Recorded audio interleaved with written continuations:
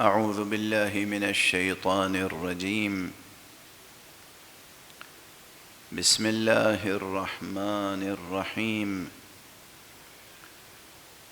الحمد لله رب العالمين، والصلاة والسلام على أشرف الخلائق أجمعين، سيدنا وسيد الأولين والآخرين، حبيبنا وحبيب إله العالمين، إمام المرسلين وخاتم النبيين، شفيع المذنبين ورحمة للعالمين، أبي القاسم المصطفى محمد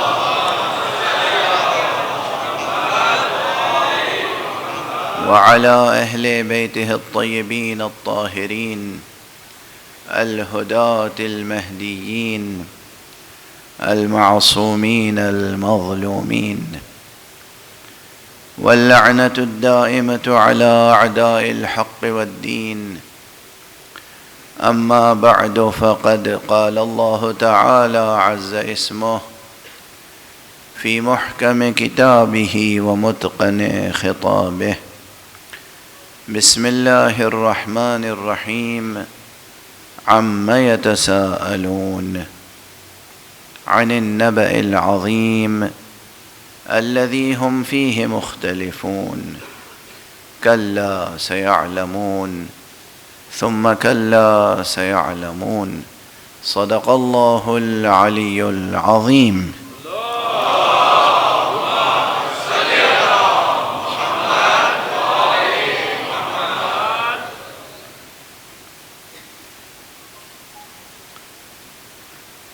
ویسے تو فرش اعضاء پر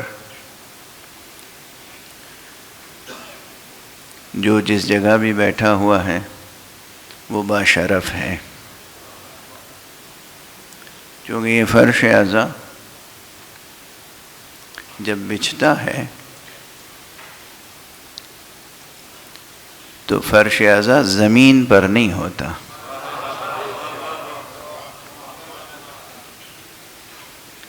یہ ایک اہم نکتہ ہے جس کی وضاحت کے لیے کئی مقدمات اور کئی مطالب عرض کرنے ضروری ہوں گے، لیکن اس وقت بس یہ جملہ آپ یاد رکھیے کہ جب فرش اعضاء بچھتا ہے تو وہ اس زمین پر پھر نہیں ہوتا،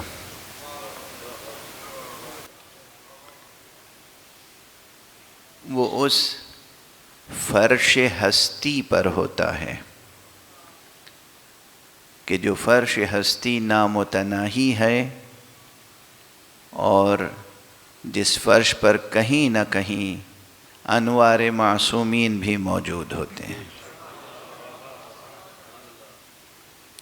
لیکن پھر بھی جب میں ممبر پہ بیٹھتا ہوں تو جی چاہتا ہے کہ بعض حضرات میرے قریب بیٹھ جائیں آ کے، تو اچھا لگتا ہے۔ تو مجھے نظر آ رہے ہیں جناب قادر صاحب، میں ان سے گزارش کر رہا ہوں کہ یہاں میرے قریب آ کے بیٹھ جائیں تو پھر میں گفتگو شروع کروں۔ ایک صلوات پڑھ دیجئے محمد۔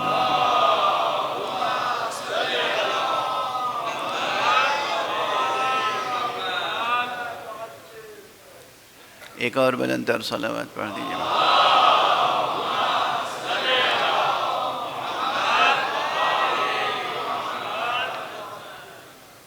کل سے جو گفتگو شروع ہوئی ہے وہ گفتگو بہت اہم ہے۔ جوانان عزیز بطور خاص سماعت فرمائیں، لیکن جو بزرگان محترم ہیں ان کے لیے بھی موضوع تو اہم ہے۔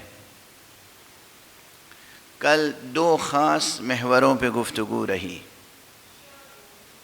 ایک محور تھا کہ اس دنیا میں دین کی واقعاً ضرورت ہے کہ نہیں ہے، گڈ وداؤٹ گاڈ، کیا یہ فارمولہ کارگر ہے یا نہیں ہے؟ اور میں نے آپ حضرات کی خدمت میں عرض کیا کہ یہ مغرب کی طرف سے جو سلوگنز آتے ہیں نا، بظاہر بہت دل آویز ہوتے ہیں، حقیقت میں محض مغالطہ ہوتا ہے، محض مغالطہ. اس لیے کہ اگر خدا کو درمیان سے نعوذ باللہ نکال دیا جائے تو اس کائنات میں، اس دنیا میں خیر کا کوئی تصور ہی قائم نہیں ہو سکے گا. خیر، شر ہی شر رہے گا. پھر ابھی تو دو چیزیں ہیں نا، خیر و شر. حالانکہ یہ بھی آپ کے تقریب ذہن کے لیے کہہ دیا کہ ابھی دو چیزیں ہیں، خیر و شر. دو چیزیں نہیں ہیں، چیز ایک ہی ہے.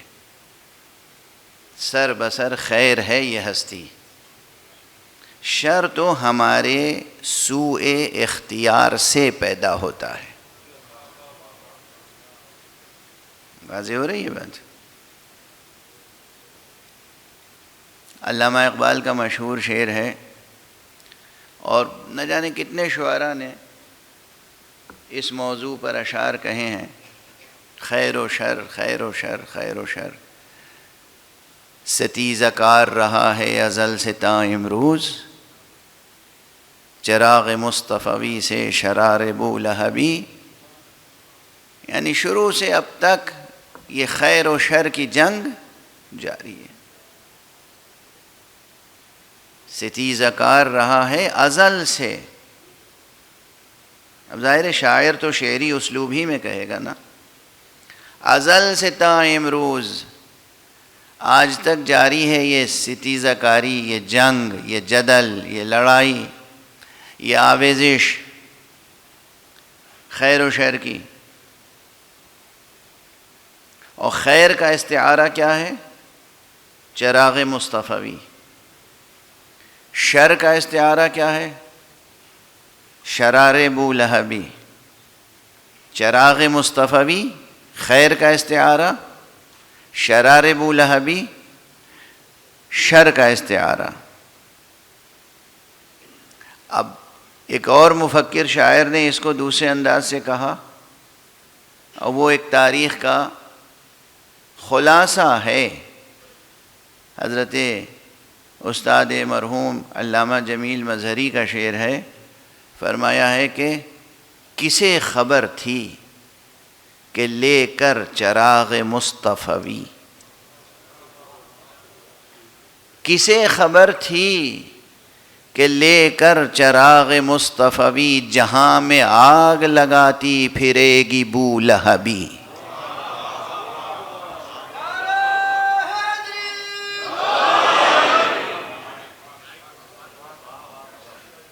ہے تو شعر، لیکن اس میں تاریخ اسلام کی بلکہ تاریخ ادیان کی، تاریخ ادیان اور بطور خاص تاریخ اسلام، اس کا گہرا مطالعہ اور اس مطالعے کا خلاصہ ہے جسے شعری اسلوب میں پیش کر دیا گیا ہے.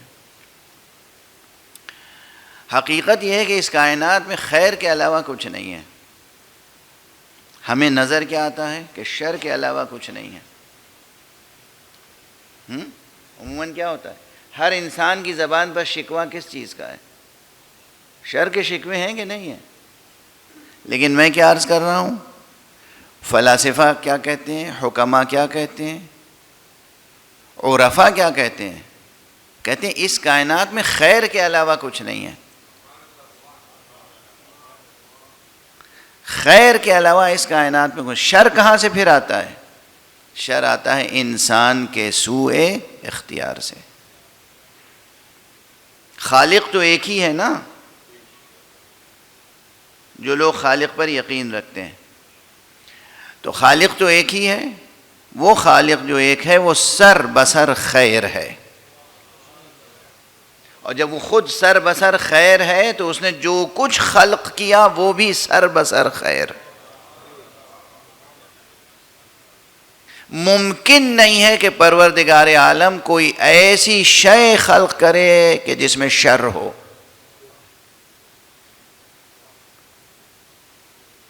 بہت اہم ہے، اسے توحید سے متعلق بھی ہے۔ ممکن نہیں ہے کہ اللہ سبحانہ و تعالی کوئی شے خلق کرے جو موجب شر ہو، جو باعث شر ہو، جس میں شر چھپا ہوا ہو۔ شر آتا ہے صرف اور صرف اور صرف انسان کے سوء اختیار سے۔ وہ اپنے اختیار کا غلط استعمال کرتا ہے، اپنے ارادے کا غلط استعمال کرتا ہے، وہ اللہ کی بنائی ہوئی چیزوں کا غلط استعمال کرتا ہے، اور جب غلط استعمال کرتا ہے تو شر وجود میں آتا ہے۔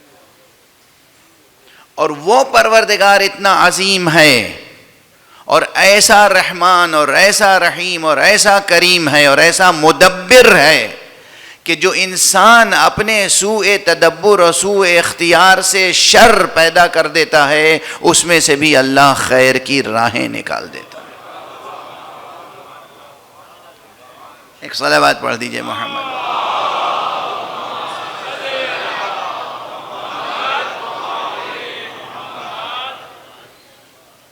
کل بھی میں نے عرض کیا تھا وہ مشہور مثل، آج بھی دہرا دیتا ہوں، یہ جو کہا گیا ہے، شاعر نے کہا، اور وہ اس کا ایک مصرع جو ہے وہ ضرب المثل بن گیا کہ دشمن سبب خیر گر خدا خواہد۔ اگر خدا چاہے تو دشمن سبب خیر ہوتا ہے۔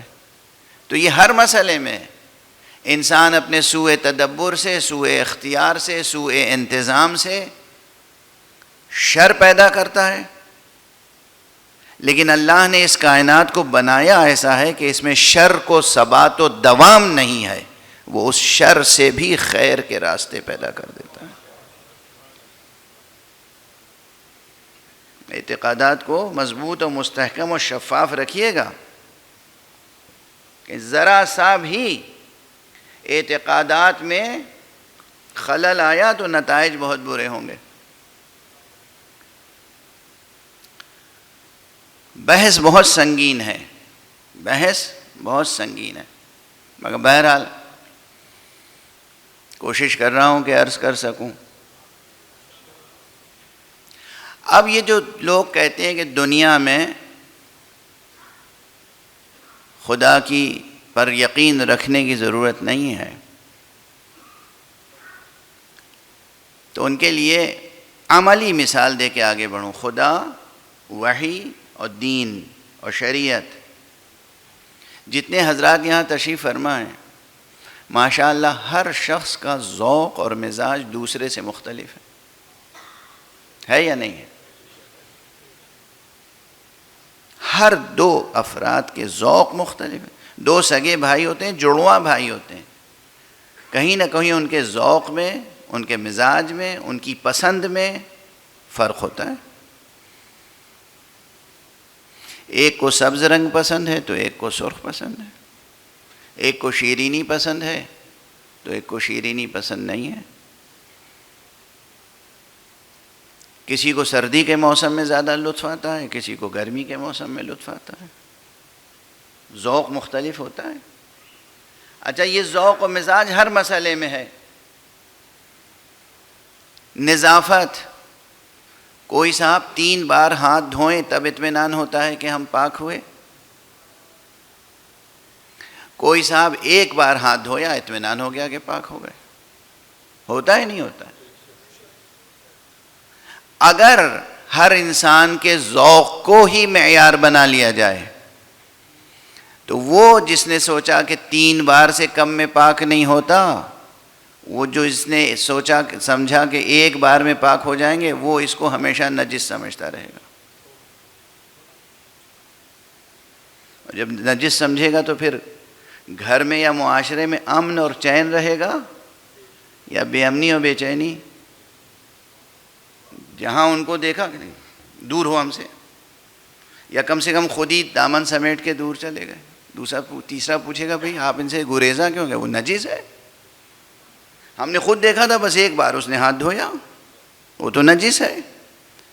اب یہ ایک مثال ہے چھوٹی سی، اگر انسانوں پہ چھوڑ دیا جائے کہ خیر و شر کا فیصلہ آپ کریں، گڈ کا فیصلہ آپ کریں، ایول کا فیصلہ آپ کریں، طہارت کا فیصلہ آپ کریں، نجاست کا فیصلہ آپ کریں، تو کبھی کوئی فیصلہ ہو پائے گا؟ نہ صرف یہ کہ فیصلہ نہیں ہوگا بلکہ زندگی میں کبھی صلح، امن اور چین کا راستہ بھی نہیں بنے گا۔ ایک دوسرے سے نفرت کرنے کے اتنے وجوہ سامنے ہوں گے کہ نہ پوچھئے۔ ایک دوسرے سے گریزاں ہوگا، ایک دوسرے سے نفرت کرے گا، ایک دوسرے کو گندا سمجھے گا، نجس سمجھے گا۔ اس لیے ضروری ہے کہ کوئی ایک معیار ہو جو سب کو مطمئن کر سکے کہ ایک بار یا 2 بار آپ نے دھو لیا تو آپ پاک ہیں۔ جو وسواسی ہے اسے بھی سمجھائے کہ یہ 3 بار اور 4 بار اور 5 بار اور 10 بار دھونا ضروری نہیں ہے، اور جو کمتر دھو رہا ہے اس کو بھی سمجھائے کہ یہ 1 بار کافی نہیں ہے، 2 بار دھو لیجئے، انشاءاللہ آپ پاک ہو جائیں گے۔ جب اس طرح ایک نظام ہوگا، ایک معیار ہوگا، اور وہ معیار کسی اساس پر ہوگا، تو تمام دنیا والوں کے لیے حق کا معیار بھی ہوگا، خیر کا معیار بھی ہوگا، اور جسے آپ کہتے ہیں گڈ کا معیار بھی ہوگا، ورنہ نہیں ہو سکتا۔ واضح ہو رہی ہے بات؟ یہ کہنا کہ صاحب ہم جی لیں گے بغیر خدا کے، ہم جی لیں گے بغیر دین کے، نہیں جی سکتے بغیر دین کے۔ اس لیے کہ پھر دنیا میں مختلف نظریات ہیں، خیر و شر یا اچھے اور برے کے معیار کے لیے آپ کمیونزم کے جو لوگ قائل ہیں، کمیونسٹ ہیں یا سوشلسٹ ہیں، ان کے جو ویلیوز ہیں، ان کی جو ایتھکس ہے، ان کے جو قوانین ہیں وہ سامنے رکھیں، اور جو کیپٹلزم ہے ان کی جو ایتھکس ہے، ان کے جو ویلیوز ہیں، ان کے جو مورلز ہیں، ان کے جو پیٹرنز ہیں، اسے سامنے رکھیں۔ کبھی اتفاق ہو سکے گا؟ نہیں ہو سکے گا۔ اس کے معنی یہ ہے کہ انسانی فکر اور انسانی مزاج و انسان کی بنائی ہوئی آئیڈیالوجی کبھی بھی انسانوں ہی کو مطمئن کرنے کے لیے کافی نہیں ہوگی جب تک کہ وہ دین اختیار نہ کیا جائے جو خالق انسان نے بھیجا ہے۔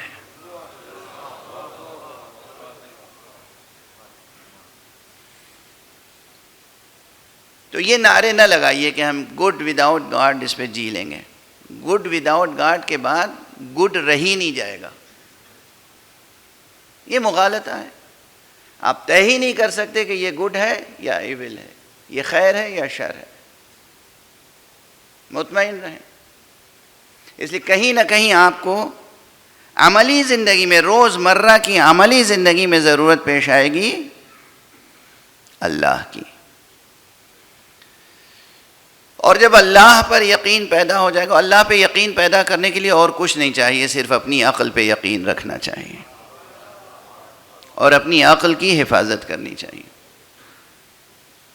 ہمارے عرب اساتذہ بعض وقت اسی لہجے میں گفتگو کرتے ہیں، احترم عقلک، اپنی عقل کا تو احترام کرو، احترم نفسک، اپنے نفس کا تو احترام کرو، اپنے آپ کا احترام کرو، کسی کا کرو یا نہ کرو۔ تمہیں دنیا والے، یہی دنیا والے تمہیں دیوانہ نہ کہیں۔ عقل کے کچھ تقاضے ہیں۔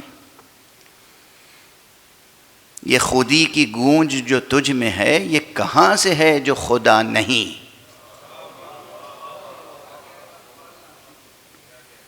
خود آپ جو وجود رکھتے ہیں، اگر کوئی خالق نہیں ہے تو آپ کہاں سے ہیں؟ ہاں جوانان عزیز، یہ ضرور ہے کہ بہت سے علماء، بہت سے حضرات سائنس اور دین اور سائنس اور مذہب اور سائنس اور قرآن پہ گفتگو کرتے ہیں، اور کبھی کبھی یہ ہوتا ہے کہ ہر سائنسی مطلب کا تختیہ کرتے ہیں۔ غلط ہے، نہیں غلط نہیں، سائنس غلط نہیں، سائنس کا اپنا ایک معیار ہے، سائنس کا اپنا ایک موضوع ہے۔ خدا را سائنس کے ذریعے سے خدا کو ثابت نہ کیجیے۔ سائنس کا ایک مزاج سمجھ لیجئے، سائنس جو آج ثابت کرتی ہے کل اسی کو رد کر دیتی ہے۔ تو یہ جو ایک کوشش ہوتی ہے نا، خاص طور سے سمجھتے ہیں کہ نوجوان ذہن کو ہم اٹریکٹ کر لیں گے، سائنس سے خدا ثابت کر دیں گے۔ سائنس کا سبجیکٹ میٹر ہی خدا نہیں ہے، سائنس کا سبجیکٹ خدا نہیں ہے۔ تو جو سائنس کا سبجیکٹ ہے وہی سائنس میں ڈیل کریں، دوسری چیز کیوں ڈیل کر رہے ہیں آپ؟ سائنس اس فزیکل ورلڈ کو سمجھنے کے لیے، اس فزیکل ورلڈ کے قوانین کو سمجھنے کے لیے ہے. اس کا اپنا ایک انداز ہے. میتھوڈولوجیکل نیچرلزم ایک حقیقت ہے. وہ اپنے اندر جو نیچر آپ کو نظر آ رہا ہے، جو ٹھوس دنیا نظر آ رہی ہے، اسی کی روشنی میں وہ اسی دنیا کے قوانین اور اسی دنیا کے مسائل کو سمجھنے کی کوشش کرتے ہیں سائنسداں حضرات. خدا ان کا سبجیکٹ نہیں ہے، خدا ان کا موضوع نہیں ہے، خدا خود سائنس کا موضوع نہیں ہے. جب خدا سائنس کا موضوع نہیں ہے تو سائنس پڑھ کے نہ خدا ثابت کر سکتے ہیں نہ خدا کا انکار کر سکتے ہیں.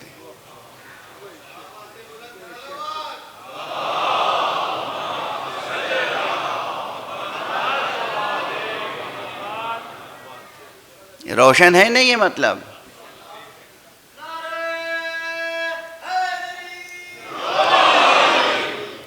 سائنس کا موضوع خدا نہیں ہے، اور جب سائنس کا موضوع خدا نہیں ہے تو سائنس پڑھ کے نہ آپ خدا کا اقرار کر سکتے ہیں، نہ خدا کو ثابت کر سکتے ہیں، نہ خدا کا انکار کر سکتے ہیں. اس کا موضوع کیا ہے؟ دنیا کے آثار، دنیا کے لوازم، دنیا کے قوانین. لیکن خدا ہے، اور اس کا ثبوت بھی یہ ہے کہ یہ کائنات ہے. آپ خود ہیں وجداناً. آپ یہ دیکھیں کہ آپ نے خود سے اپنے آپ کو نہیں بنایا، آپ کے والدین نے بھی آپ کو نہیں بنایا، کسی سائنسداں نے بھی آپ کو نہیں بنایا، اور پوری سائنس مل کے آپ کو نہ بنا سکتی ہے نہ بگاڑ سکتی ہے.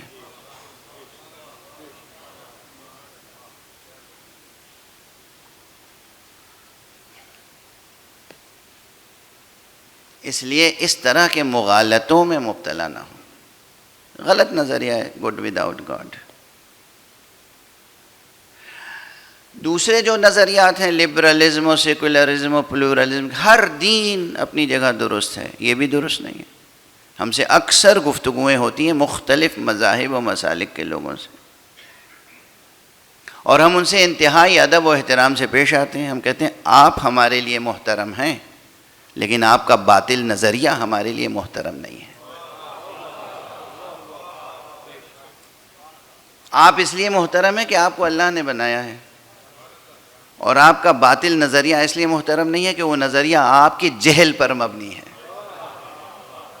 اگر آپ کے علم پہ مبنی ہوتا تب بھی ہم احترام کرتے ہیں. ہم ہر اس چیز کا احترام کرتے ہیں جو علمی تفکر کا نتیجہ ہو، لیکن اگر محض جہل کا نتیجہ ہے تو اس کا احترام نہیں کریں گے. چونکہ آپ کا احترام ہے دل میں، آپ خدا کی مخلوق ہیں، اس لیے انتہائی دل سوزی کے ساتھ ہم یہ کہیں گے کہ آپ اپنے خیالات پر نظر ثانی فرمائیں. آپ اپنی سوچ کو بدلیں، اپنی آئیڈیالوجی کو بدلیں، اپنے عقیدے کو بدلیں. کہا جاتا ہے نا کہ ہر آدمی محترم ہے، آپ اس کے دل کو ٹھیس نہ لگائیے، اس کے عقیدے کا احترام کیجیے. یہ مغالطہ ہے. یہ بالکل ایسا ہی ہے کہ جیسے آپ کہیں کسی مریض کے مرض کا علاج نہ کیجیے، اس کا احترام کیجیے. آپ اگر مریض کو چھوئیں گے، مریض کا آپریشن کریں گے تو اسے تکلیف ہوگی، اس لیے آپ مریض کا احترام کیجیے، اس کا علاج نہ کیجیے. درست ہے یہ نظریہ؟ جس طرح کسی مریض کے اندر جسمانی مرض ہو اور مریض سے ہمدردی کا تقاضا یہ ہے کہ اس کا علاج کیا جائے، چاہے بظاہر اسے کتنی ہی تکلیف کیوں نہ ہو، اسی طرح ہر انسان سے ہمدردی، سچی ہمدردی کا تقاضا یہ ہے کہ اس کے نظریات کی اصلاح کی جائے، چاہے بظاہر اسے وقتی طور پر تکلیف کیوں نہ ہو. اب کوئی شخص اچھا بھلا انسان ہے، برگد کے پیڑ کے نیچے بیٹھا ہوا ہے، برگد کو خدا سمجھ رہا ہے، یہی خدا ہے. اس انسان کے احترام کا کیا تقاضا ہے؟ میں بھی کہوں ہاں بالکل صحیح کہہ رہے ہیں آپ، برگد خدا ہے. میں اس کے پاس جاؤں گا، جس زبان میں بھی وہ سمجھ سکے گا، اسے تکلیف نہیں پہنچاؤں گا، اذیت نہیں دوں گا، کھانا نہیں بند کروں گا، پانی نہیں بند کروں گا، ہوا نہیں بند کروں گا، روشنی نہیں بند کروں گا، اسے اذیت نہیں دوں گا، اس کا احترام کروں گا، لیکن کہوں گا عزیز محترم، یہ برگد، یہ درخت، اس کے سائے میں آپ بیٹھے ہیں، ابھی آپ کو ایک آری لا کے دیتا ہوں، اس کی شاخیں کاٹ سکتے ہیں کہ نہیں آپ؟ ہاں، کیوں نہیں کاٹ سکتا؟ جس چیز کی شاخیں آپ کاٹ سکتے ہیں وہ آپ کی خدا کیسے ہو سکتی ہے؟ جس درخت کو آپ کاٹ سکتے ہیں اپنے ہاتھوں سے، وہ آپ کا معبود کیسے ہو سکتا ہے؟ اسی طرح ایک مثال کافی ہوتی ہے بہت سے نتائج اخذ کرنے کے لیے۔ انسان کا احترام ہے، ہر انسان کا احترام ہے، لیکن ہر انسان کے باطل نظریات کا احترام تھوڑی ہے۔ اور جو پلورلزم ہے وہ کیا سکھاتا ہے؟ سارے نظریات کا احترام کیجئے، یہ ہے مغالطہ۔ واضح ہو رہی ہے جو بار بار میں کہہ رہا ہوں، مغالطہ، خود غلط نظریہ رکھنا اور دوسرے کو غلط نظریے میں مبتلا کرنا، یہ سب باطل نظریات ہیں۔ یہ باطل نظریات آتے کہاں سے ہیں؟ یہی باطل نظریات ہیں جو آگے شر پیدا کرتے ہیں۔ یہ باطل نظریات عموماً آتے ہیں، ماشاء اللہ یہاں خدا ہمارے معاشرے کو خوشحال بنائے، ہر ایک کو سرمایہ دار بنائے، مگر کسی کو سرمایہ پرست نہ بنائے۔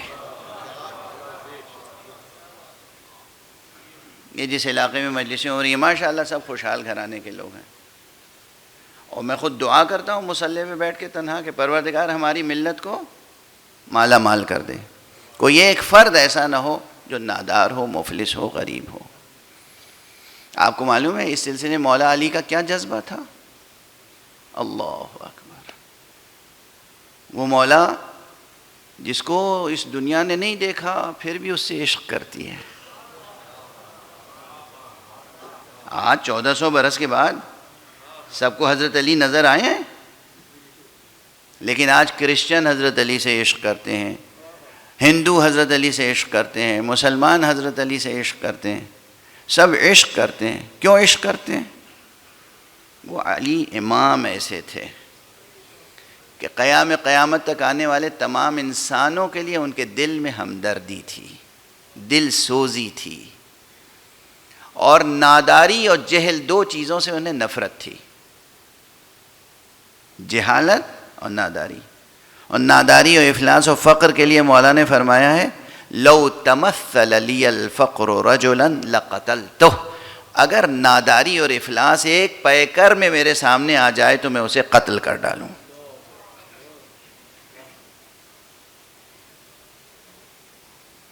ہم نے قادر صاحب کو یوں ہی تھوڑی بلا کے قریب بٹھایا ہے اس اونچی میز پر، یہ جاتے ہیں اسمبلی میں اور پارلیمنٹ میں اور آستینیں الٹ کے تقریریں کرتے ہیں۔ تو میں ان سے بس دو چیزیں چاہتا ہوں، ان سے اور ان کے تمام ساتھیوں سے۔ میں یہ نہیں کہ چاہتا کہ یہ کہیں مسجد بنائیں جا کے، میں یہ نہیں کہ درخواست کروں گا کہ امام بارگاہ بنائیں، اچھی بات ہے، مسجد بنائیں، امام بارگاہ بنائیں، اور کوئی درخواست ان سے نہیں کروں گا۔ صرف دو درخواستیں ہیں، اس ملک سے جہالت مٹانے کی کوشش کریں اور افلاس مٹانے کی کوشش کریں۔ 2 پوائنٹ پروگرام ہے بس، جہالت مٹا دیجئے اور افلاس مٹا دیجئے، مٹا نہ پائیں تو کم سے کم مٹانے کی اپنی سی کوشش کیجئے۔ آپ کو اندازہ نہیں کہ اللہ کے ہاں ان کوششوں کا کتنا اجر ہے اور ثواب ہے۔ ایک صلوات پڑھ دیجئے محمد۔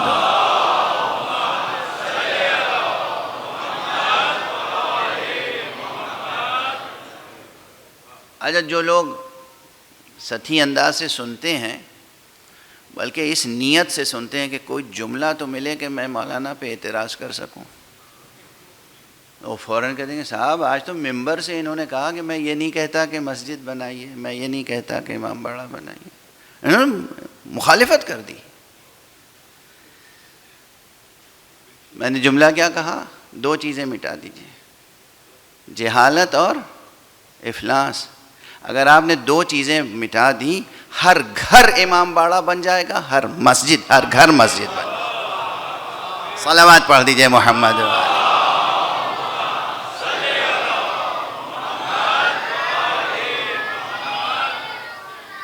ایک اور صلوات پڑھ دیجئے۔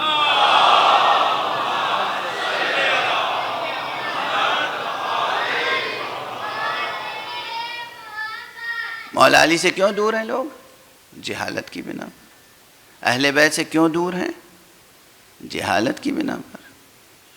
کوئی کہے سیاست کی بنا پہ، میں کہوں گا ٹھیک ہے، لیکن اس سیاست کی بنا پر جس کی بنیاد جہالت ہے۔ خود لفظ سیاست کہاں سے آیا ہے معلوم ہے؟ یہ انگریزی کا لفظ نہیں ہے، یہ ہندی کا بھی نہیں ہے، یہ لفظ سیاست عربی الاصل ہے، خالص عربی الاصل، عربی ہے لفظ سیاست، اور اس کا جو روٹ ورڈ ہے اس میں جو بیسک میننگ ہے، جو بنیادی معنی ہے، وہ معلوم ہے کیا ہے؟ تربیت کے معنی ہے۔ ساسا یسوسو یعنی تربیت کرنا، تربیت کرنا۔ سیاست اس لیے سیاست کہلاتی ہے کہ پوری نیشن کی تربیت کی جاتی ہے، عوام و خواص، چھوٹے بڑے، مرد عورت، سب کی تربیت کرنے کا نام ہے سیاست۔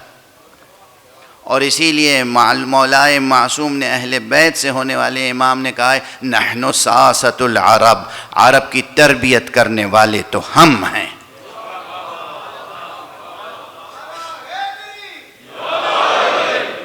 ہم ہیں عرب کی تربیت کرنے والے، نحن ساست العرب۔ تو اب آپ نے اس لفظ کے معنی بھی سیکھ لیے اور جان لیے اور دیکھا کہ کس زبان سے ادا ہوئے ہیں۔ معصوم نے کہا نحن ساست العرب، آپ ساست و پاکستان ہیں، آپ اور آپ کے افراد وہ پاکستانی سیاست میں، تو کام کیا ہے؟ تربیت کرنا، تربیت تربیت تربیت، ایجوکیشن ایجوکیشن ایجوکیشن۔ جہالت مٹائیے اور افلاس، ناداری۔ آپ کو اندازہ نہیں ہے اس قوم میں کتنی جہالت ہے، کتنی جہالت ہے، آپ کو اندازہ نہیں ہے، اور اس سینے میں کتنے زخم ہیں، میرے دل میں کتنے ناسور ہیں۔ جب لوگوں سے ملتا ہوں، ان کے سوالات، ان کے ایشوز، ان کی پرابلمز سنتا ہوں، سبھی آتے ہیں نا اپنی اپنی بات کہنے، چھوٹے سے بڑے تک، اور پھر اندازہ ہوتا ہے کہ انہیں نہ دین کی خبر ہے نہ دنیا کی، اور بطور خاص دینی معاملات میں اس قدر سادہ لو ہیں کہ خدا کی قسم کبھی کبھی تنہائی میں مصلی میں بیٹھ کے گریہ کرتا ہوں، صرف اس لیے کہ قوم کہاں پہنچ گئی۔ دشمن نے آپ کو اپنے دین اور اپنی تہذیب کا مذاق اڑانا سکھا دیا، وہ اب بھی چل رہا ہے معاملہ۔ صرف تلوار کی جنگ تھوڑی ہے، صرف بندوق اور ٹینک اور میزائل اور بموں کی جنگ تھوڑی ہے، جنگ عقیدوں کی ہے، بھولیے گا نہیں، جنگ عقیدوں کی ہے۔ ہمارے مسلمان سیاست دانوں کو اور جوانوں کو یونیورسٹی میں اور کالج میں اور میڈیا میں ہر جگہ سمجھایا جاتا ہے مذہبی تعصب نہ رکھو، یہ اسلام کیا ہے، یہ جہاد کیا ہے، سیکولر بن جاؤ، لبرل بن جاؤ، ساری انسانیت کا درد ہو۔ پولیٹیشنز کے دل میں ہے ساری انسانیت کا درد، جو خود درندے ہیں، پست ترین درندے، وہ آپ کو اخلاق کا درس دے رہے ہیں اور آپ اسے دہرا رہے ہیں۔ اور جو رحمت عالم تھا، اس نے جو تمام انسانیت کے لیے سبق دیا، اس کا مذاق اڑا رہے ہیں، قرآن کا مذاق اڑا رہے ہیں۔ محمد رسول اللہ صلی اللہ علیہ وآلہ وسلم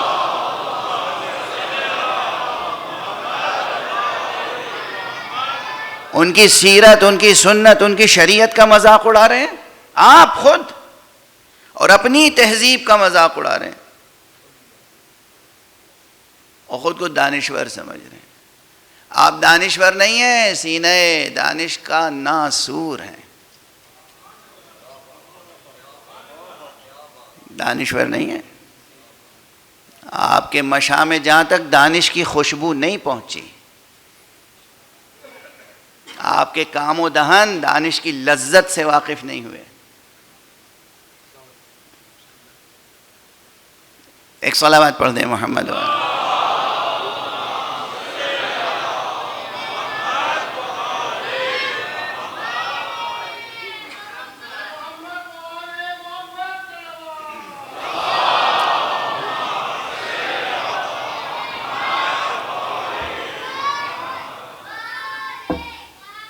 احسنتم.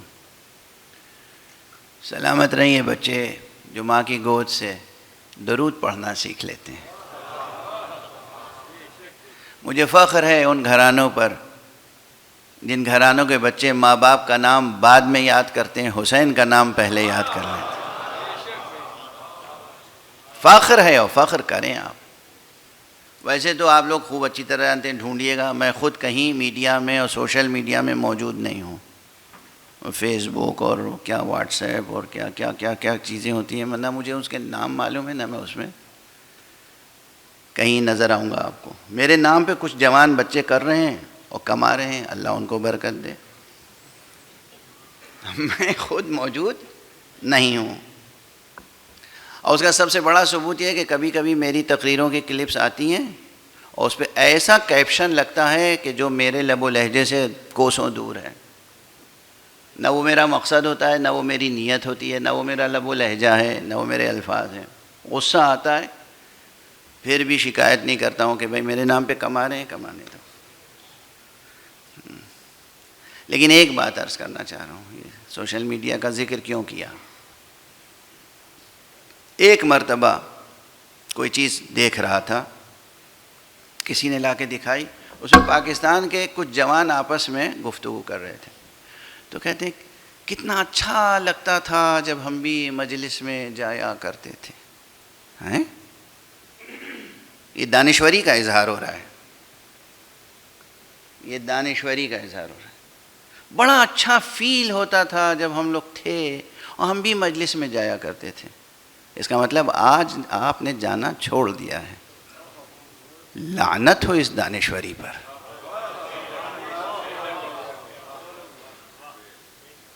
لعنت ہو اس دانشوری. آپ کہیں ہوں، کسی بھی منزلت پر ہوں، امریکہ میں ہوں، آسٹریلیا میں ہوں، کینیڈا میں ہوں، میں خود دعا کرتا ہوں ہم اپنے بچوں کے لیے کہ ساری دنیا کے دروازے آپ کے لیے کھل جائیں. آپ جائیں آئیں، لیکن اپنے وطن سے جڑے رہیں، اپنے دین سے جڑے رہیں. آپ کا دین ہرگز نہیں کہتا کہ آپ ترقی نہ کریں. پہلے ہی میں نے 2 جملے کہے نا. میں دعا کرتا ہوں پروردگار میری قوم کے ایک ایک فرد کو سرمایہ دار بنا دے، مگر کسی ایک کو بھی سرمایہ پرست نہ بنائے. فرق ہے دونوں چیزوں میں، نمایاں فرق. ہم خدا پرستی کے لیے پیدا ہوئے ہیں، نہ کہ زر پرستی کے لیے، سرمایہ پرستی کے لیے. زمین کی پرستش، سرمایہ کی پرستش شرک ہے، شرک ہے، کفر ہے. اب یہیں پہ ایک جملہ اور عرض کر کے آگے بڑھوں. یہ جو روز بروز وہ نئے مذہب بنتے رہتے ہیں، یہ کیوں بنتے ہیں؟ نئے نظریات، نئے مذہب، اور خاص طور سے اسلام کے خلاف، اہل بیت کے خلاف، قرآن کے خلاف، قرآن کی سچی تعلیمات کے خلاف. ہمیشہ سے یہ نظریات سرمایہ پرستوں کی طرف سے آتے ہیں. کیپٹلسٹ، سرمایہ پرست. چونکہ خدا پرست تو نہیں ہے نا وہ، تو چاہتا ہے کہ دنیا میں کوئی دوسرا بھی خدا پرست نہ رہے. کیوں خدا پرست نہ رہے؟ اب بحثیں اگر بالکل ایکیڈمک انداز میں اور لیکچر کے انداز میں عرض کروں تو پھیلتی چلی جائے گی. کبھی بھی کوئی سچا سرمایہ پرست نہیں چاہے گا کہ دنیا میں کوئی سچا خدا پرست ہو. جو واقعی سرمایہ پرست ہے وہ نہیں چاہے گا کہ خدا پرست ہو. کیونکہ آدم تا ایدم تاریخ یہ ہے کہ جھوٹے خداؤں کا مقابلہ بغیر کسی اسلحے کے اگر کسی نے کیا ہے تو خدا پرستوں نے کیا ہے۔ فرعون نے کیا تھا فرعون نے دعویٰ کیا تھا خدا ہونے کا؟ کیا تھا نہیں؟ فرعون کے مقابلے پہ کون آیا؟ ایک موسیٰ، تنہا موسیٰ نے فرعون کی خدائی کو ڈبو دیا دریائے نیل میں۔ نمرود نے خدائی کا دعویٰ کیا تھا، کس نے اس کی خدائی کو چیلنج کیا؟ ابراہیم خدا پرست۔ اور جب بھی تاریخ میں کسی سرے پر غرور نے خدائی کا دعویٰ کیا ہے تو کسی ایک خدا پرست نے تنہا اس کے غرور کو توڑا ہے۔ اور آج بھی ہم یہ دیکھ رہے ہیں کہ ڈونلڈ ٹرمپ صاحب کبھی عیسیٰ بننے کا دعویٰ کرنا چاہتے ہیں، کبھی خدا بننے کا دعویٰ کرنا چاہتے ہیں، دنیا خاموش ہے، لیکن ایک خدا پرست، ایک خدا پرست۔ اب یہ بھی تاریخ کا حسن اتفاق ہے کہ وہ خدا پرست بھی کسی اور گھرانے اور خاندان اور نسل سے سامنے نہیں آیا، وہ بھی آیا تو ابو طالب کے گھرانے سے سامنے۔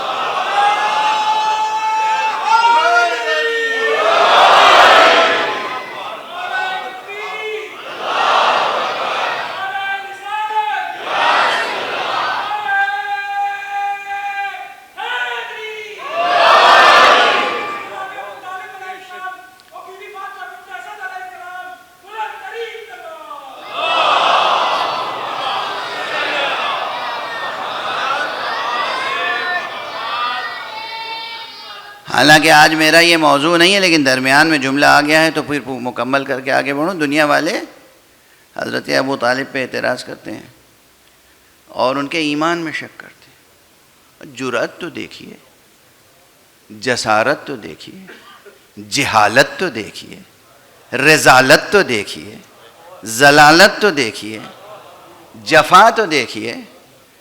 ابو طالب کے ایمان پہ شبہ کرتے ہیں۔ وہ ابو طالب جس کے زیر ولایت مقام ختم نبوت پروان چڑھا،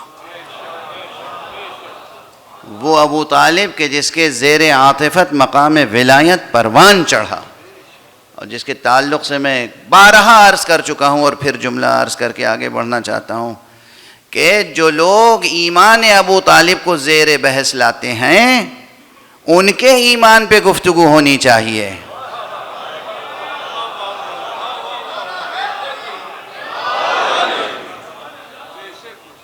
اور ممبروں سے ایمان ابو طالب پہ بحث نہیں ہونی چاہیے، ولایت ابو طالب کا بیان ہونا چاہیے۔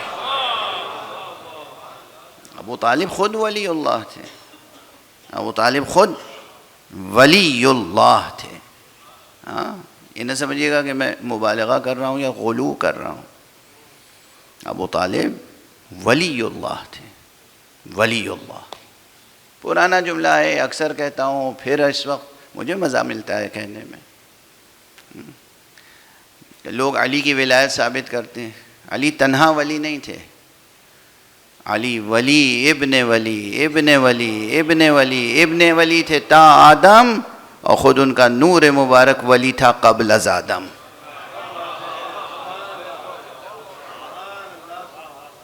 قبل از آدم، قبل از آدم۔ بہرحال یہ جو خدا پرست پیدا ہوا جس نے اس دور کے فرعون کو جناب موسیٰ نے دریائے نیل میں غرق کیا تھا، غرق ہو رہا ہے اور ہو کے رہے گا۔ ایک صلوات پڑھ دیجئے محمد وآلہ۔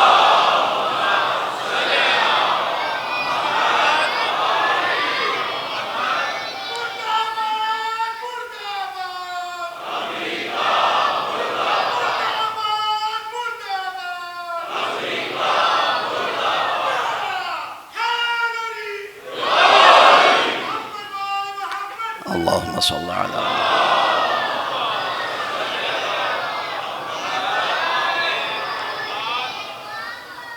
خیر، وقت کم ہے تو میں سلسلے بیان کو بھی تو منضبط رکھنا پڑتا ہے، کیونکہ گفتگو کا مزاج یہ ہوتا ہے کہ الحدیث ذو شجون، گفتگو شاخ در شاخ بڑھتی چلی جاتی ہے، تو اسے منضبط رکھنا پڑتا ہے۔ اب ایک بات پھر عرض کروں 10-12-15 منٹ میں، اور معال مجلس باقی گفتگو جاری رہے گی اگلی مجلسوں میں انشاءاللہ۔ سب سے بنیادی چیز ہے اللہ سبحانہ و تعالی پر یقین اور توکل۔ توحید ہے اصل الاصول، خالق ہے، اور وہی خالق جو خالق ہے وہی رب ہے، رب کوئی اور نہیں ہے۔ یہ نہیں کہ اس نے پیدا کیا اور چھوڑ دیا اور کوئی اور پرورش کرے گا، جس نے خلق کیا وہی رب ہے، جو خالق ہے اور رب ہے وہی رازق بھی ہے، جو خالق اور رازق ہے وہی قادر بھی ہے، جو خالق ہے اور رازق ہے اور رب ہے وہی عالم بھی ہے، جو خالق ہے اور رازق ہے اور قادر ہے اور عالم ہے وہی حکیم بھی ہے۔ سبحان اللہ تو بہت زور سے کہا آپ نے، میں نے آپ کو دیکھا نہیں کس نے کہا، مگر اب جس نسل سے بات ہو رہی ہے اس کے لیے وضاحت ضروری ہے۔ حکیم کے کیا معنی سمجھے؟ وہ نبض دیکھنے والا حکیم نہیں، نبض دیکھنے والا حکیم نہیں، اللہ حکیم ہے، یعنی اس پوری کائنات کو وہ بہترین حکمت سے چلانے والا ہے، مدبر، اس کا ایڈمنسٹریشن اللہ ہی کر رہا ہے، کوئی اور نہیں کر رہا ہے، حکیم ہے، استحکام کے ساتھ، محکم و مستحکم اس نے کائنات بنائی، اور محکم و مستحکم اس کے لیے تکوینی قوانین بنائے، اور محکم و مستحکم اس کے لیے تشریعی قوانین بنائے۔ اب ظاہر ہے یہ سب مشکل ہو جائے گی، تکوینی قوانین اور تشریعی قوانین، تو یاد رکھیے گا، موقع ملے گا تو وضاحت کر دوں گا۔ تکوینی قوانین کیا ہیں؟ تکوینی قوانین یہ ہے کہ آپ سانس لے رہے ہیں اور جی رہے ہیں، یہ اللہ نے ایک قانون بنایا ہے کہ یہ پھیپھڑا چلتا رہے گا، یہ دل چلتا رہے گا، اور سانس آپ لیں گے، یہ ہوا آکسیجن اندر جائے گی اور یہ باہر آئے گی کاربن ڈائی آکسائڈ، اور آپ جیتے رہیں گے۔ اس میں آپ کو زیادہ محنت کرنے کی ضرورت نہیں، بلکہ کچھ بھی محنت کرنے کی ضرورت نہیں، یہ ہے تکوینی قانون۔ رات آئے گی تو نیند آئے گی، دن آئے گا تو آنکھ کھل جائے گی، یہ ہے تکوینی قانون۔ تشریعی قانون یہ ہے کہ دن نکلنے سے پہلے، جب سورج نکلنے سے پہلے، جب ذرا سا روشنی ہو رہی ہو، فجر کا وقت ہو، تو تم ارادتاً خود اٹھ جاؤ اور اٹھ کے 2 رکعت اللہ کے لیے نماز پڑھو، یہ ہے تشریعی قانون۔ سورج جب ڈوب جائے تو 3 رکعت نماز مغرب پڑھ لو، جب زوال کا وقت ہو 4 رکعت ظہر پڑھ لو، یہ ہے تشریعی قانون۔ اور یہ جو سانس چل رہی ہے یہ ہے تکوینی قانون۔ 1-2 مثالیں کافی ہوتی ہیں نا، ایک صلوات پڑھ دیجئے محمد۔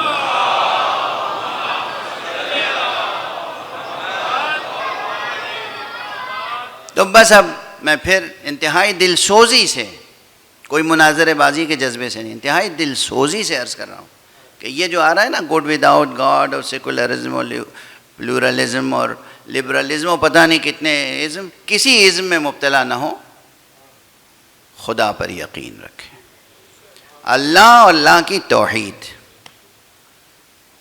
اب ایک جملے میں بات دوسرے محور سے میں داخل ہو جائے گی۔ دوسرا محور کیا تھا؟ آخرت شناسی، معاد شناسی۔ ایک لطیف انداز میں دلیل پیش کر رہا ہوں، اسے سماعت فرما کے یاد رکھیے گا۔ بظاہر مکتبی انداز سے ابتدا میں جب لوگ پڑھتے ہیں تو معلوم ہے 3 اصول دین ہیں۔ 3 کیوں کہہ رہا ہوں؟ کل ذکر کر چکا نا، 5 اور 8 اور ماشاءاللہ 13 اور 14 اور آج وہ اصول دین بیان کر رہا ہوں جو شیعہ سنی سب مانتے ہیں۔ 3 اصول دین: توحید، نبوت، قیامت۔ اس میں کوئی اختلاف نہیں۔ آپ کو اختلاف ہے؟ توحید اصول دین میں ہے، نبوت اصول دین میں ہے، آخرت اصول دین میں ہے. سنی بھی مانتے ہیں، شیعہ بھی مانتے ہیں، تو اس میں تو اتحاد ہو گیا. دو چیزیں ہیں جسے ہم مانتے ہیں وہ نہیں مانتے. اس میں بھی ذرا دل سوزی سے بات ہوتی ہے. اگر مناظرے بازی کرنی ہو اور آپ سے مجھے نعرے لگوانے ہوں اور کہنا ہو کیا عمدہ تقریر کی، تو انداز الگ ہوگا. لیکن میں آپ کو عرض کروں کہ یہ سنی حضرات بھی عملاً امامت کو بھی مانتے ہیں، عادل کو بھی مانتے ہیں. عوام الناس کو خبر نہیں ہے، ان کی کتابیں پڑھی ہیں تو سب لکھا ہوا ہے. کیونکہ عوام الناس کو کون ڈیل کرتا ہے؟ میرا مزاح کا مزاج ہو گیا ہے. عوام الناس کو ڈیل کرتے ہیں قادر صاحب، یعنی سیاستداں اور سرمایہ پرست. سیاستداں اور سرمایہ پرست، خدا ان کو محفوظ رکھے، یہ ان میں سے نہیں ہیں. مگر میں ان کا نام نہ لیتا تو یہ مسکراتے نہیں. جیسے سنجیدہ بیٹھے ہوئے تھے تو وہ دیکھ کے بھی رعب طاری ہو رہا تھا لوگوں پر. سیاستداں اور سرمایہ پرست یہ لوگوں کو ڈیل کرتے ہیں، علماء کو خاموش کر دیتے ہیں. علماء کو خاموش، جھوٹے عالم کو عالم بنا کے پیش کرتے ہیں، سچے عالم کو قتل کر دیتے ہیں. یہ کرتے ہیں سیاستداں. جتنے سچے سنی علماء ہیں، جتنے سچے پکے اصلی اوریجنل سنی علماء ہیں، سب عدل کے بھی قائل ہیں، امامت کے بھی قائل ہیں. خود عوام اہل سنت کو اس کی خبر نہیں ہے، نہیں ہے اس کی خبر. اور یہی مسئلہ ولایت علی کا بھی ہے. کوئی ایک سچا سنی عالم مجھے نہیں ملا جو ولایت علی کا قائل نہ ہو. اور جتنے ولایت علی کے خلاف بولنے والے ملے وہ جاہل بھی تھے، بد نسب بھی. کوئی خاندانی نہیں تھا، کوئی خاندانی نہیں تھا، کوئی خاندانی. لکھ لیجئے. کائے پہ لکھیں گے؟ کاغذ پہ نہ لکھیے گا. کاغذ جل بھی جاتا ہے، بھیگ بھی جاتا ہے، اڑ بھی جاتا ہے.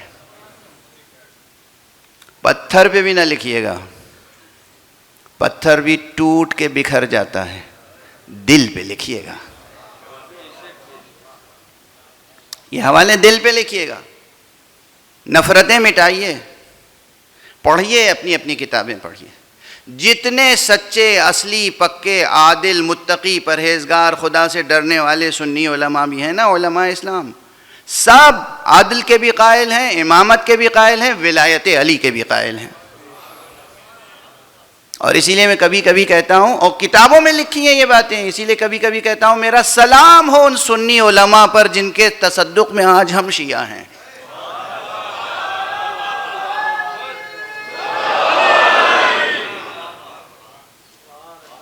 پیغام پورا لے کے جائیے گا. اور یہاں من و تو کا کوئی جھگڑا تھوڑی ہے. میری بات مان لی تو میں اونچا ہو جاؤں گا، اور آپ کی بات مان لی جائے تو آپ اونچے ہو جائیں گے. نہ ہم آپ کے محاسب، نہ آپ میرے محاسب. سب کو جواب دینا ہے خدا کے سامنے. اپنی اپنی کتابیں پڑھ لیجئے اور دیکھیے کہ سنی علماء نے ولایت علی کے راہ میں کیا کیا قربانیاں دی ہیں. بس بات سے بات بڑھتی چلی جا رہی ہے. میں نے 10 12 15 منٹ کا وعدہ کیا تھا، مگر کچھ اور بڑھ رہی ہے بات. ایک صلوات پڑھ دیجئے محمد.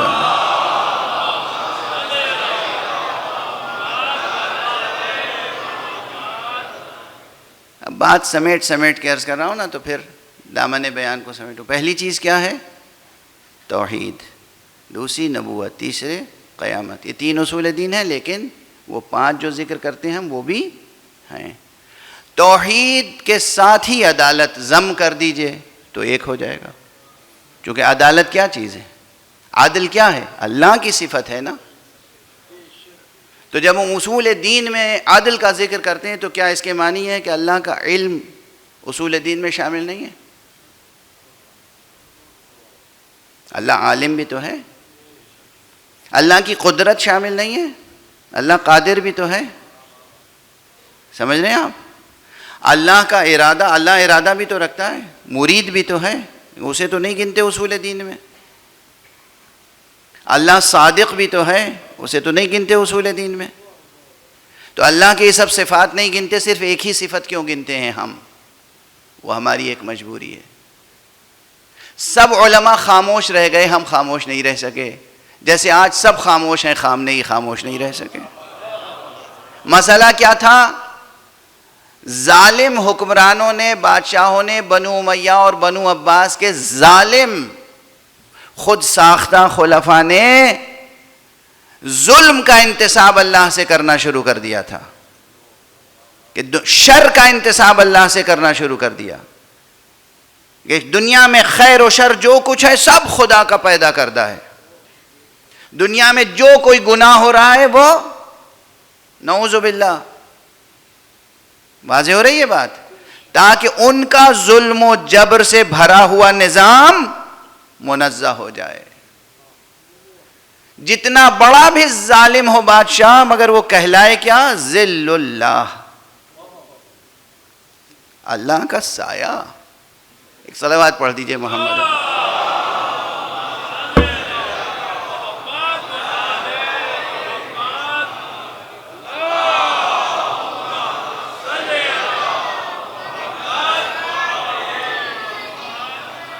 یہ بچے آج جا کے ڈسکس کریں گے, آج تک مولانا نے ایسی زبان نہیں استعمال کی تھی. بھائی یہ بھی زبان ہے. جاؤ دیکھو مہذب اللغات میں پگلا لفظ مل جائے گا. مہذب اللغات دیکھنا جا کے, ذلیل بھی مل جائے گا, دیوانہ بھی مل جائے گا. سب الفاظ کہاں ملیں گے؟ 14 جلدوں میں جناب مہذب لکھنوی نے ڈکشنری لکھی ہے, مہذب اللغات, نام ہے مہذب اللغات. اس میں سارے الفاظ وہ بھی ہیں جو ان لوگوں کے شایان نشان ہیں. تو بہرحال اگر آپ دیکھیں تو ان کے بیانات میں یہ سب چیزیں ہیں. مذہبی تقدس, یہ جو مذہبی جب ظلم کرتا ہے انسان. اچھا ایک بات اور کہہ دوں, انڈیویجولی بھی غور کیجئے گا. بہت سے لوگ آپ کو ایسے ملیں گے جب وہ گناہ کرتے ہیں تو اپنے گناہ کو چھپانے کے لیے اپنے کو مقدس ظاہر کرتے ہیں. یہ سائیکولوجی ہے. تجربہ کیجئے گا. اور جب تخت حکومت پہ بیٹھ کے گناہ کرتے ہیں تو محاسبے سے بچنے کے لیے کہ عوام کا محاسبہ سامنے نہ آئے, وہ کہتے ہیں کہ ہم تو ذل اللہ ہیں, اللہ کا سایہ ہیں, اور ہم تو جو کچھ کر رہے ہیں تمہارے لیے کر رہے ہیں, تمہارے لیے بھلائی کر رہے ہیں. جو ہم سختی کر رہے ہیں بھی تمہارے لیے بھلائی کر رہے ہیں. چونکہ ظلم کا انتساب خدا کی طرف ہونے لگا, اس لیے سب خاموش رہے, مگر علماء اہل بیت اٹھ کے کھڑے ہو گئے. اور ان کا اللہ عادل ہے, ممکن نہیں ہے کہ اس کی طرف ظلم کا انتساب ہو سکے.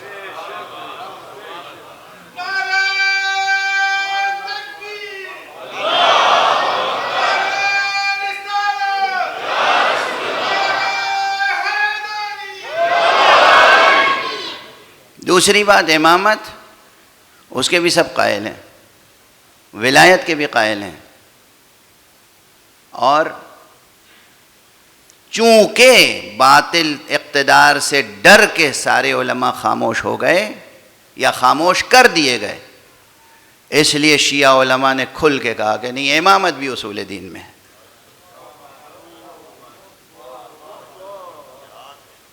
سمجھ میں آ رہی ہے بات؟ ابھی تو مجلس ہے تو ہمیں گھنٹے سوا گھنٹے میں ختم ہی کرنی ہے, اور اپنے انداز میں مجلس کے تقاضے بھی پورے کرنے. اگر آپ سیمینار رکھیں اور تمام سنی علماء کو بلا لیں, حنبلی, شافعی, مالکی, زیدی, اباضی, اہل سلفی, دیوبندی, بریلوی, سب کو بلا لیجئے, اور اس فقیر کو بھی بلا لیجئے. تو میں تو اکثر کہتا رہا ہوں, جس کا جب جہاں جی چاہے مناظرہ کر لے, اور جس کا جب جہاں جی چاہے مباہلہ کر لے. یوں ہی نہیں کہتا ہوں, آپ کی واہ واہ سبحان اللہ کے لیے. اس فقیر نے ان سب کی کتابیں پڑھی ہیں, اور مجھے معلوم ہے کہاں کیا لکھا ہوا ہے, کہاں کیا چھپا دیا جاتا ہے. ان نصاب مدرسوں کے جو نصاب ہیں سلیبس, اس میں پوری بخاری نہیں پڑھائی جاتی. وہ حدیثیں جو حضرت علی کی فضیلت میں ہیں, وہ حدیثیں جو اہل بیت کی شان میں ہیں, صحیح مسلم میں وہ حدیثیں جو اہل بیت کی شان میں, وہ نہیں پڑھائی جاتی ہیں، اور پڑھائی جاتی ہیں تو اتنی تیز، اتنے تیز لہجے میں اور اس طرح رواں گزرا کہ بچوں کو یاد نہ رہے، اس کے مطلب و مفہوم و معنی میں کوئی غور نہ کرے. جو اپنے مطلب کی سیاسی حدیثیں وہ پڑھائی جاتی ہیں تفصیل سے، اور جو اعتقاد کو، صحیح اعتقاد کو پیش کرنے والی حدیثیں، ان کو مدرسوں میں سخن پیغمبر کو قطع کر دیا جاتا ہے، ویسے ہی جیسے کربلا میں تقریر حسین کو ہرملہ کے تیر سے قطع کر دیا گیا تھا.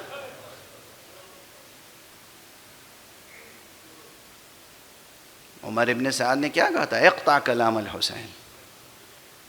آج اکثر متعصب مدرسوں میں کوئی نہ کوئی ہمارے ساتھ بیٹھا ہوا ہے، کوئی نہ کوئی ہرملہ بیٹھا ہوا ہے جو رسول کے کلام کو قطع کر رہا ہے.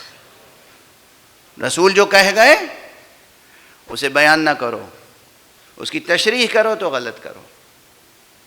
بہرحال غور طلب باتیں، یہ سب بہت دل سوزی سے عرض کر رہا ہوں، کوئی مناظرہ نہیں کر رہا ہوں میں، کوئی مناظرہ نہیں. جیت ہار کا مسئلہ نہیں ہے، یہ آخرت کا مسئلہ ہے. اب بس ایک جملہ کہہ کے گفتگو کل کے لیے موقول و ملتوی. اصل اس، جیسے ہم نے کہا پھیلاتے چلے جائیے تو 3 اصل کو 5 بنا دیں گے، 5 کو 12 بنا دیں گے، 12 کو اور زیادہ بنا دیں گے. بھئی اصول دین ہی اب میں سناؤں. اصول دین پہلے اللہ ایک، دوسرے پہلے اللہ ہے، دوسرے ایک ہے، ایک سے زیادہ نہیں ہے، تیسرے عالم ہے، چوتھے قادر ہے، پانچویں حی ہے، چھٹے مرید ہے، ساتویں متکلم ہے، آٹھویں عادل ہے. اللہ کے 99 نام ہیں، سب اصول دین کا حصہ ہیں.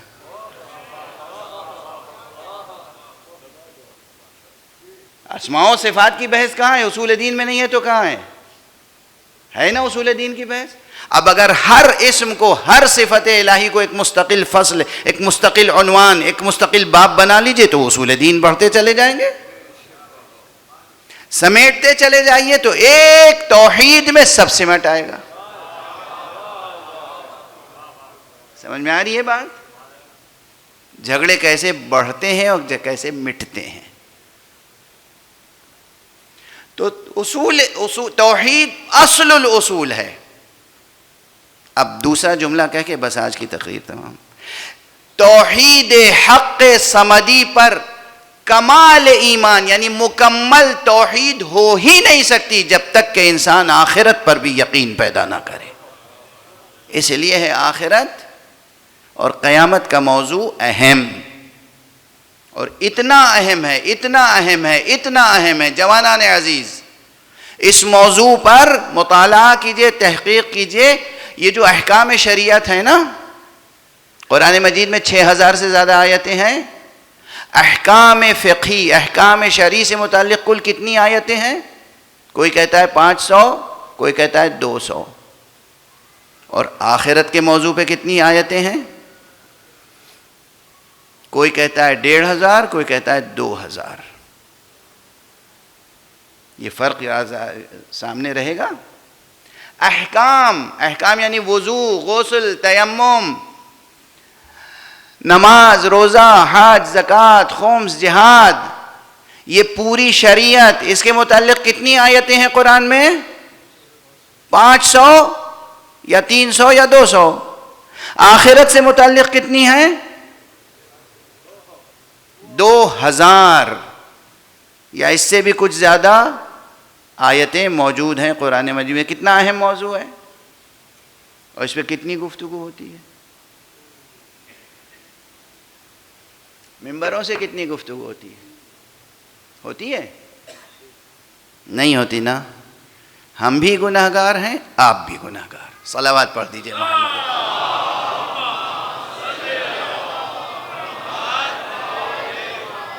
ایک اور صلوات پڑھیے.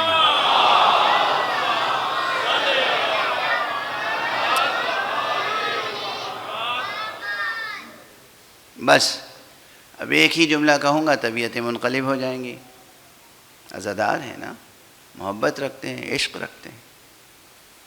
ہمارے ائمہ معصومین نے اپنے کردار سے، اپنی رفتار سے، اپنے افعال سے، اپنے کرامات سے، اپنے معجزات سے وہ چیزیں جو نہ جانے کتنی تحقیق اور کتنے تفکر اور کتنے درس و بحث کے پروسیس کے بعد ثابت ہوتی ہیں، اپنے معجزوں سے ثابت کر دی۔ آخرت کا سب سے بڑا مسئلہ جو سمجھ میں نہیں آتا لوگوں کو، یہ مرنے کے بعد انسان زندہ کیسے ہو سکتا ہے۔ حسین کے سر کو دیکھو، نو کے نیزہ پہ گفتگو کر رہا۔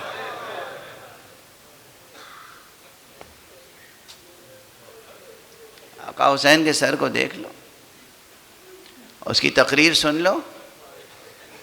جب آقا حسین یہ آیت تلاوت کریں، ام حسبت ان اصحاب الکہف والرقیم کانوا من آیاتنا عجبا، تو اس میں توحید کا درس بھی ہے، آخرت کا درس بھی ہے، قیامت کا درس بھی ہے۔ فضائل بھی سنیں تو فکر و تفکر کے ساتھ، مصائب بھی سنیں تو فکر و تفکر کے بعد۔ جذبات تو خود بخود امنڈ آتے ہیں، آنکھیں تو خود بخود آنسو برساتی ہیں۔ کسی اور کا تذکرہ تھوڑی ہے، حسین کا تذکرہ۔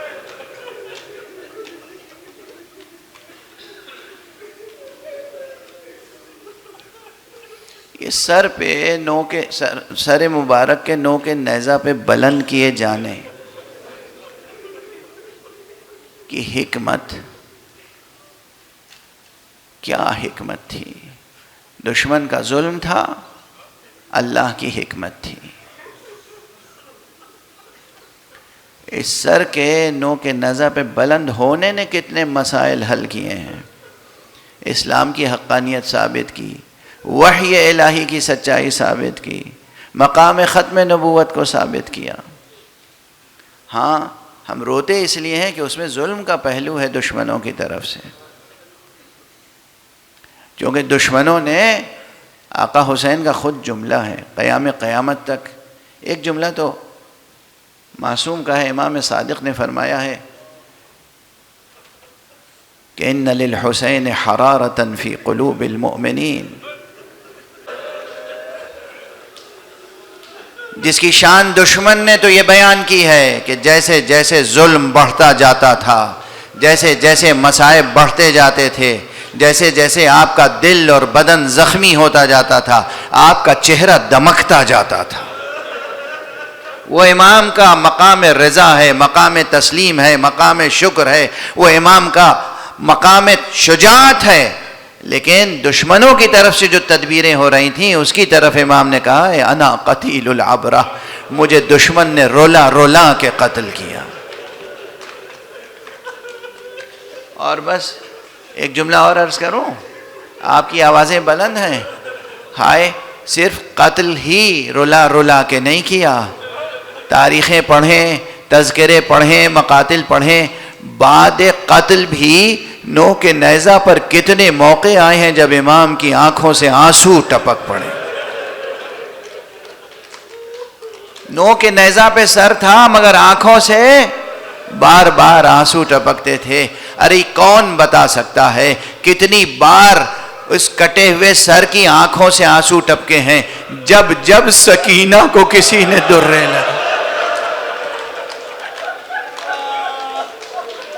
جب جب زینب کی پشت پر کسی نے تازیانہ لگایا۔ حسین کی آنکھوں سے آنسو ٹپکا ہوگا یا نہیں ٹپکا ہوگا؟ جب ام کلثوم نے اسیری میں نوحہ پڑھا ہوگا، جب بازار کوفہ میں زینب نے خطبہ دیا ہوگا، یہ سب وہ مواقع ہیں کہ جب آقا حسین کی آنکھوں سے آنسو برس رہے ہوں گے۔ لیکن جو تذکرہ بار بار آپ سنتے رہتے ہیں وہ تو یہ تذکرہ ہے کہ جب لٹا ہوا قافلہ بجبر و اکراہ دربار یزید اللعید میں داخل کیا جا رہا تھا، جناب زینب کی حمیت نے ایک مرتبہ کہا کہ ہم ایسے بے ردا دربار میں نہیں جائیں گے، اور جب مجبور کیا گیا بے ردا جانے پر جناب زینب نے ایک مرتبہ کہا ام کلثوم، رباب، لیلا، سکینہ، اب میں بد دعا کے لیے ہاتھ اٹھاتی ہوں، تم سب آمین کہنا، امام سجاد آگے بڑھے، پھوپھی اماں حفظ مراتب جانتا ہوں، میں کچھ نہیں عرض کر سکتا، ذرا بابا کے سر مبارک کو دیکھ لیں۔ جناب زینب نے سر مبارک حسین کو دیکھا، آنکھوں سے آنسو برس رہے ہیں، آنکھوں سے آنسو برس رہے ہیں۔ فوراً سمجھ گئیں، اے بھیا حسین، اگر دین مصطفیٰ، دین خدا کی حمایت کے لیے اسی کیفیت میں دربار میں جانا شرط ہے تو میں راضی ہوں۔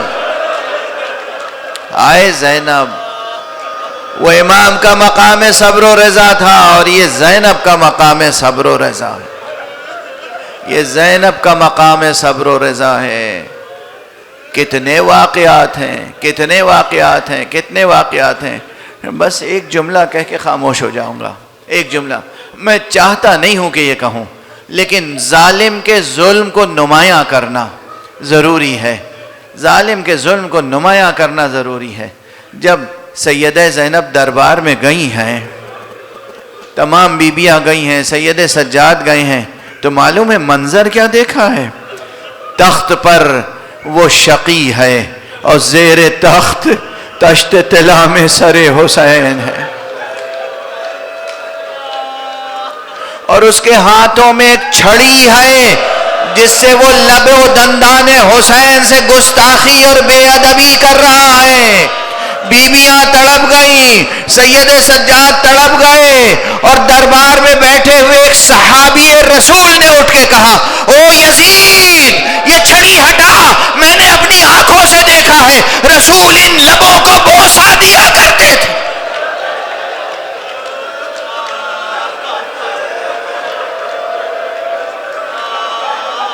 انا للہ و انا الیہ راجعون، انا للہ و انا الیہ راجعون، انا للہ و انا الیہ راجعون، رضا بقضائہ و تسلیما لامرہ۔